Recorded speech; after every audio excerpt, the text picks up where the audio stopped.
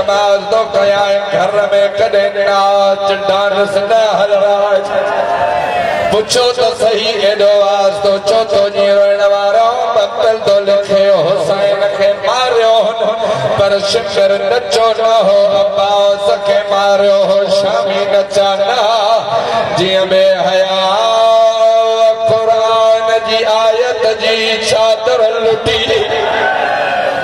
मातमी जवानो कंट्रोल में कजो पूरे पिंडाल में मातम जी सदा चढ़ खपे चादर खड़ी नचण शुरू कयो